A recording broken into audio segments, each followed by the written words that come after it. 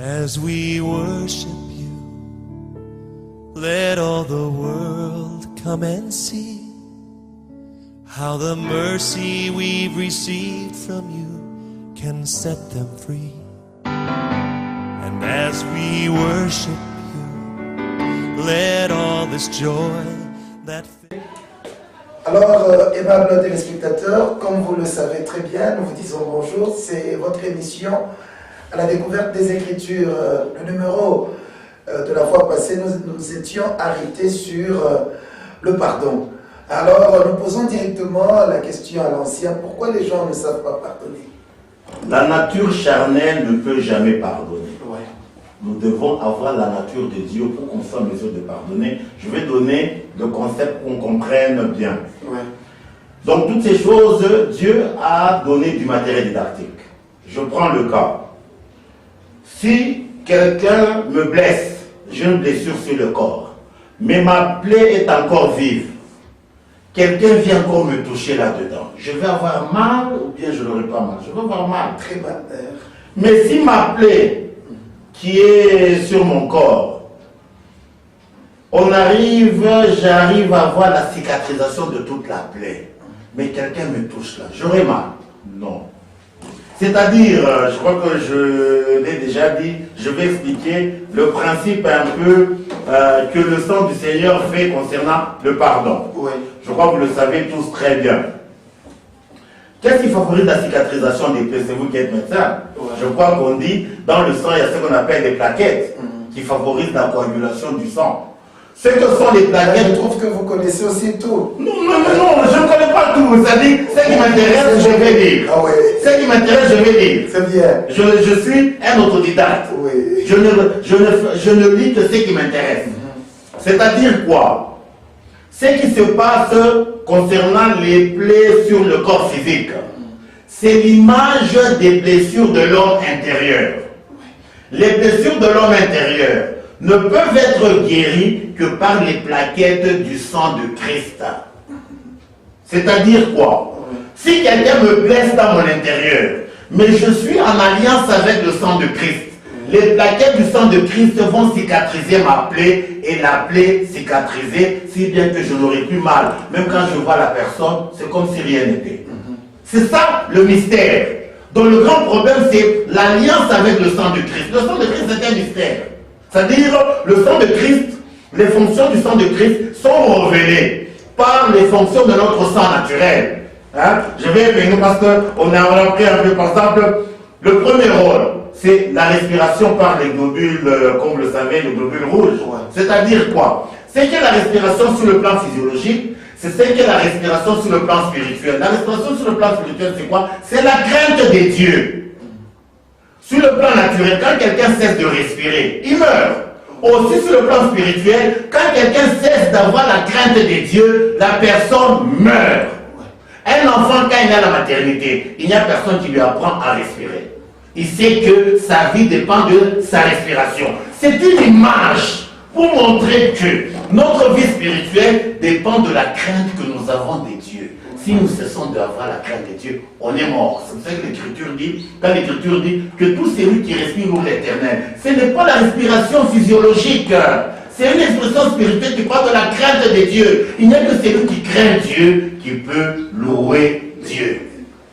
Le deuxième élément, vous le savez très bien, les globules blancs. La sécurisation de l'organisme. Il n'y a pas une armée terrestre aussi organisée que le globule blanc. Ça, c'est le Seigneur qui nous donne une image pour montrer l'organisation de l'armée céleste. C'est-à-dire quoi? Si je suis en harmonie avec le sang de Christ, c'est comme sur le plan naturel, si un microbe entre dedans de moi, mon sein est en état, les globules blancs vont contre-attaquer, moi je ne le saurais même pas. La même chose sur le plan spirituel, si je suis avec le Seigneur, quelqu'un veut me faire du mal, les globules blancs du sang de Christ vont faire l'affaire. C'est ça qu'il dit, l'ange de l'Éternel campe tout autour de ceux qui craignent Dieu. Vous comprenez un peu? Donc, c'est ça l'élément. Notre fonction, c'est ce que nous avions dit, les plaquettes. C'est ça. Pas seulement ça, il y a même, comment on peut dire, l'alimentation de nos cellules. C'est tout toujours par le sang. C'est-à-dire quoi? Pour qu'on soit alimenté sur le plan spirituel par le pain de vie, ce n'est que quand nous sommes en alliance avec le sang de Christ.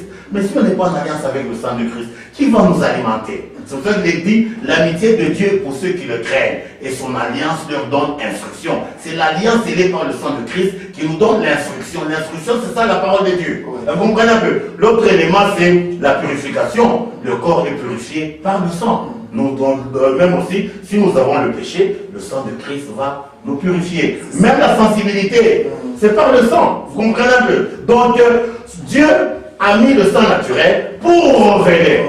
Ce n'est que du matériel didactique. La réalité, c'est le sang de Christ. Vous comprenez un peu? Donc, quand quelqu'un soit en mesure de pardonner, la condition sine qua non, c'est avoir la nature de Dieu en soi. Avoir la nature de Dieu en soi, c'est avoir les sentiments qui étaient en Christ. C'est-à-dire être régi par le sang de Christ. Nous étions en train de dire que faites des expiations. Le bonheur de l'homme, c'est quand nos péchés sont pardonnés. Maintenant, on va se poser un peu la question. Comment le péché, Dieu arrive à le pardonner? Les gens croient que c'est une citation que Dieu prononce. Non, c'est un miracle que Dieu fait. Un miracle. Et c'est ça le plus grand miracle. Je vais peiner pour qu'on se comprenne bien. Mais il y a beaucoup de gens qui disent que le plus grand miracle, c'est lorsque nous nous réveillons.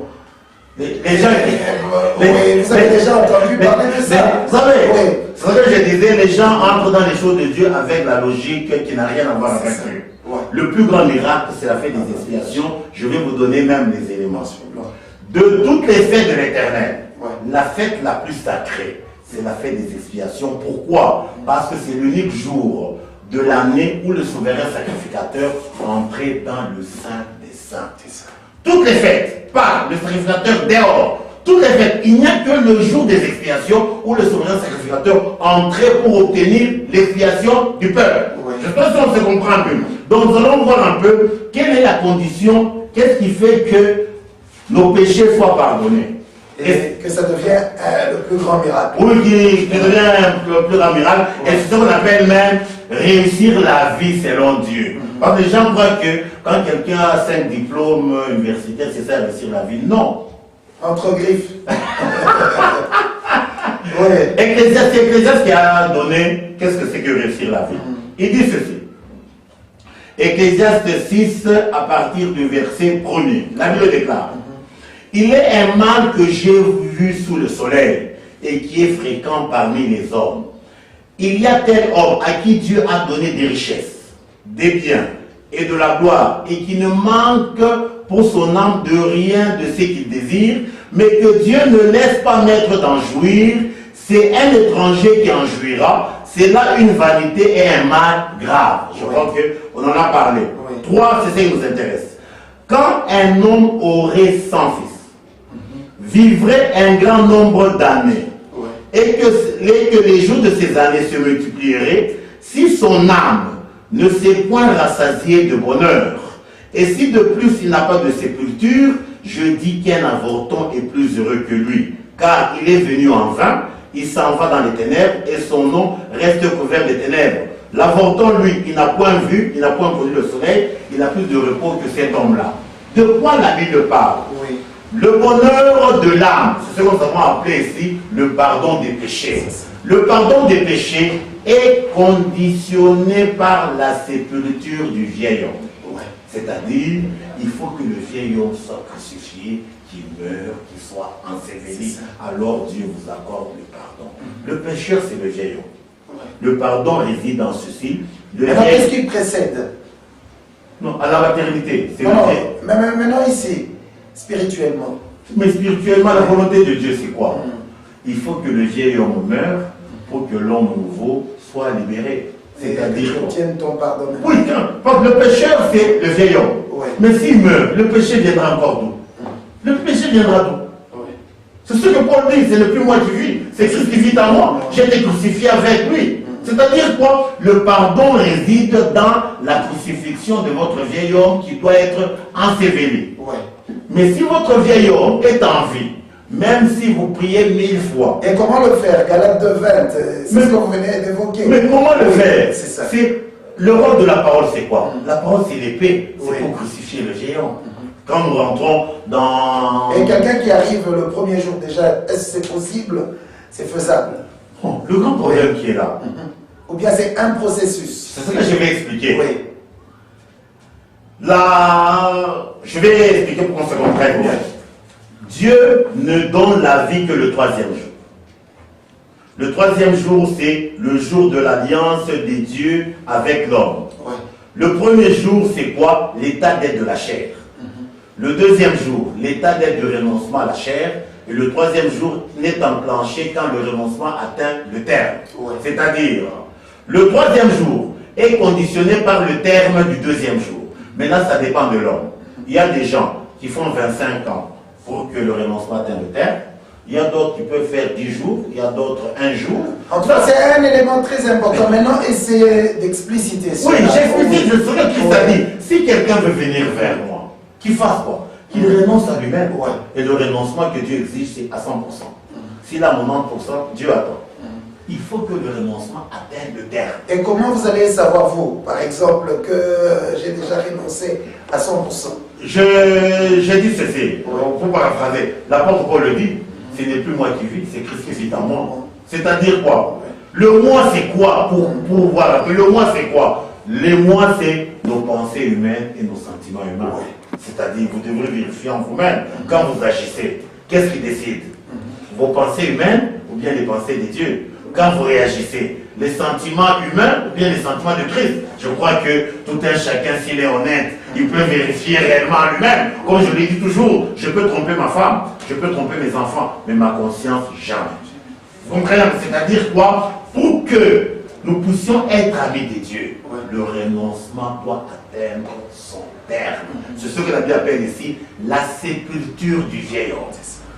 Le vieil homme doit être enseveli. Complètement. Complètement. C'est ce qu'on appelle, quelque part, je vais donner le texte, il est dit ceci. Le saron servira de pâturage au menu bétail, mais la vallée d'accord servira de gîte au gros bétail. Vous connaissez ce texte? Oui, j'ai déjà lu, mais à profondeur. Ah, Ouais. le gros bétail, c'est ça la chair, le vieil homme. Le menu bétail, c'est ça l'homme nouveau. L'homme nouveau doit être bien nourri par les pâturages du saron. Mais, la parole. Mais par contre, le gros bétail, il doit être enfermé dans la vallée d'accord. Vous connaissez la vallée d'accord? C'est la vallée dans laquelle on avait introduit Akan, on l'avait lapidé. Tant que Akan était en vie, l'échec d'Israël était résolu. La victoire d'Israël a été scellée par la lapidation d'Akan. Qui est Akan? Akan veut dire celui qui trouble les promesses de Dieu. Tout un chacun de nous, il a son Akan. L'Akan, c'est le vieil homme. Quand le vieil homme est là, les promesses de Dieu sont troublées dans votre vie. Pour que les promesses de Dieu soient intactes, il faut prendre votre Akan, le mettre dans la vallée d'accord et le lapider. C'est ce que Paul dit. Je traite ma chair durement. Je la tiens assujettie de peur que moi-même, après avoir prêché à plusieurs, que je sois rejeté. C'est pour ça que même il y a un autre texte là qu'on a lu la fois passée où Jérémie dit, je crois qu'on peut lire ce texte-là quand même important. Parce qu'il y a beaucoup de concepts qu'on ne comprend pas très bien. Et c'est facile ce que vous dites là, mais de le mettre en pratique. Jésus a dit, depuis Jean-Baptiste jusqu'à présent, le royaume des cieux est forcé, ce sont les violents qui s'en emparent. Il n'a jamais dit que ça sera un boulevard. Il a dit que c'est difficile, il faut la violence. Et compter sur le Saint-Esprit. Oui. Il a dit ça, vous ne pouvez rien. Il dit ceci. Dans Jérémie 31, verset 11, il dit, car l'Éternel rachète Jacob, il le délivre de la main d'un plus fort que lui. Vous connaissez le plus fort dont on parle ici? C'est le péché. Non, c'est-à-dire le vieil homme. Oui, la vieille. C'est lui le plus fort. C'est ce que Paul dit, misérable que je suis, qui me délivrera de ce corps de la mort. Oui. Vous comprenez un peu? Donc, le grand problème qui est là, l'homme c'est une dualité, comme on l'a dit, c'est une dichotomie. C'est-à-dire, il faut que l'intérieur puisse dompter l'extérieur. C'est-à-dire que le spirituel dompte le charnel. Oui. Et c'est ça la victoire. C'est ça être roi. C'est-à-dire, on doit régner sur le péché. À régner sur la bouffe. Non, sur ça c'est le théâtre. Ça c'est le théâtre de chez nous. Ouais. Ça, c'est le terme de chez nous. C'est-à-dire... Mais à voir et à comprendre ce que vous dites, ce qui est primordial, c'est d'abord les choses spirituelles. Cherchez premièrement le royaume des cieux et sa justice. Le reste, il ne faut même pas le chercher. Ce sont les païens qui cherchent ça. Le Seigneur sait que vous en avez besoin, il va vous donner. Mais nous, qu'est-ce que nous faisons? 40 jours à la montagne, vous cherchez le véritable, mais le royaume des cieux et sa justice, le cadet de nos soucis. On se moque de Dieu. On se moque de Dieu. Donc, comprenez un peu. C'est ce que nous disons, c'est-à-dire, paraphraser, d'une image par excellence du pardon des péchés, c'est dans la vie de Jacob. Ouais. Jacob, il avait volé le droit de naître de son frère. Et il fouillait. Et quand l'ange lui a dit, rentre dans le pays de ta naissance, il a l'Éternel de il a appris du mal qu'il avait fait à son frère. Et il a commencé à projeter comment il va le corrompre, ainsi de suite. La Bible dit ceci, c'est pour ça que je dis, le péché, même quand les années passent, le péché ne disparaît pas. Hein, vous comprenez un peu. Mais quand l'ange l'a rencontré, ils se sont battus avec l'ange. L'ange lui a brisé les hanches et lui a dit, à partir de maintenant, tu sais d'être Jacob, tu deviens Israël. Qu'est-ce qui s'est passé? L'ange a pris Jacob le voleur, il l'a crucifié, il l'a enseveli et il a appelé à l'existence l'homme nouveau créé à l'image de Dieu, à savoir Israël. C'est ça le mystère du pardon. C'est pour cela que quand Jacob a continué, mais son vieil homme était crucifié, c'est Israël qui marchait. Quand Ésaü est venu le rencontrer, Ésaü est venu l'embrasser. Parce que lui qui avait fait du tort à Ésaü, Dieu venait de le crucifier, et il était enseveli, mais celui qui était devant Ésaü, c'était une autre personne. C'est ça le mystère du pardon des péchés, c'est-à-dire c'est la crucifixion du pécheur et la naissance de l'homme nouveau créé à l'image des dieux. Donc nous disons que la fête des expiations, c'est ça la fête la plus sacrée, comme l'avions dit, Michel le dit très bien, l'exclusivité des dieux réside dans le pardon des péchés. Il est dit ceci, Michel 7, du verset 18 au verset 20, il dit ceci, quel Dieu est semblable à toi, qui pardonne l'iniquité et qui oublie les péchés du reste de ton héritage. Il ne garde pas sa colère à toujours, car il prend plaisir à la miséricorde. Il aura encore compassion de nous, il mettra sous ses pieds nos iniquités, tu jetteras au fond de la mer tous leurs péchés, tu témoigneras de la fidélité à Jacob, de la bonté à Abraham, comme tu l'as juré à nos pères au jour d'autrefois. Il dit, quel Dieu est semblable à toi? Encore considère la particularité de Dieu. Il pardonne l'iniquité et oublie les péchés du reste de son héritage. Il ne garde pas sa colère à toujours, car il prend plaisir à la miséricorde. C'est ça l'exception, l'exclusivité des dieux. Pardonner les péchés de son peuple. Et il aime que le pécheur va vers lui. Oui, mais le pécheur va vers lui. S'il le pardonne aujourd'hui, mais demain il commet le même péché, va vers lui, Dieu ne va pas le pardonner. Ça, c'est un moqueur. Bon, par erreur, vous péchez encore. L'Écriture dit j'ai volé. Hier, je vole, demain, je vole encore. L'Écriture dit ceci. Celui qui pêche volontairement après avoir eu la connaissance, il n'y a plus de sacrifice pour son péché. Mais maintenant, le péché volontaire, là, c'est comment? Parce que j'ai donné un exemple. C'est ça que j'ai dit. C'est-à-dire quoi? Si vous êtes enfant de Dieu, mais l'Esprit de Dieu est en vous, je crois que celui qui n'a pas l'Esprit de Dieu n'est pas enfant de Dieu. Si l'Esprit de Dieu est en vous, vous pouvez voler étant inconscient. Non, c'est une impossibilité. Impossibilité. Si l'Esprit de Dieu est en vous, vous ne pouvez pas. Vous ne pouvez pas. Vous ne pouvez pas. Vous êtes conduit par l'Esprit de Dieu. L'Esprit de Dieu, c'est quoi? Les pensées du Seigneur et les sentiments du Seigneur. C'est-à-dire qu'un enfant de Dieu, vous allez rejoindre le verset là dans les Épîtres, qui dit qu'un enfant de Dieu ne pêche pas. Mais pourquoi vous dites je veux rejoindre le verset? Parce que c'est la vérité. dit l'Éternel. Celui qui est né de Dieu ne pêche point. C'est ça que l'Écriture dit. Et alors, comment concilier, pour ne pas dire corrélation, avec que tous ont péché, mais sont privés de la gloire de Dieu? Tous nous naissons du péché. Oui. Ça, c'est la Genèse. Oui, tous nous naissons du péché, comme David l'a dit. Ma mère m'a conçu dans le péché, j'ai été enfanté dans l'iniquité. C'est de ça que la Bible parle. Il n'y a personne qui naît saint sur la terre. Oui. Et une fois que vous paraphraser. Raisonnons même à l'absurde. Jésus est venu nous racheter de quoi? Une manière de vivre. C'est-à-dire, il est venu nous racheter du péché. Mais si nous continuons de pécher, donc il ne nous a pas racheté. C'est-à-dire qu'à vous entendre parler aussi, dans votre prière, vous ne demandez jamais pardon. Oui. Alors, Donc, nous la allons- prière, oui. non, pour dire, la prière, il est dit ceci. La vraie prière, c'est demander la conformité à Dieu, que Dieu, à chaque instant, qui vous donne la force pour que votre vie soit conforme au Messie. Je n'en disconviens pas. Oui. Kitubio. Je parle en swahili. C'est ça que j'ai dit. Si on comprend, je suis d'accord. Je dis ceci. Sinon, on ne va Je plus dis vous ceci. demander pardon. Je dis ceci. Oui. Vous savez, on a fait le laxisme dans les choses de Dieu. Dieu est le péché. Le péché scelle la mort. Ouais. La Bible dit la main de Dieu n'est pas courte pour nous sauver, ni son oreille n'est pas due pour nous entendre. Ouais. Mais qu'est-ce qui met la Ce sont séparation? nos péchés qui mettent une Mais séparation. donc, quand je pêche, moi et Dieu, nous devenons comment? Ouais. Nous devenons comment? La Bible dit ceci pour que Dieu comprenne. Salomon dit ceci. J'ai sondé les choses. J'ai examiné les choses. J'ai trouvé des choses plus amères que la mort. C'est une femme dont le cœur est un piège et un filet et dont les mains sont des liens. Celui qui a déjà battu lui échappe, l'insensé saisi par elle. Vous connaissez la femme là-bas, c'est qui? Notre sang naturel. Ouais. Notre sang, c'est ça le mal. Nous devons fuir notre sang pour adhérer au sang de Christ. Ancien, c'est bien beau. Je pense que même les téléspectateurs se posent cette question. Alors, que dire de Psaume 51? Qui dit quoi? Je pense un psaume de repentance. Oui. Vous savez, Oui. il y a beaucoup de choses que les gens prennent à la lettre, qui les enlèvent de leur contexte et ça devient des prétextes. Ouais. Comme vous parlez du psaume 51, c'est le péché de David Ouais. avec Bersheba. C'est ça. Avec Bersheba.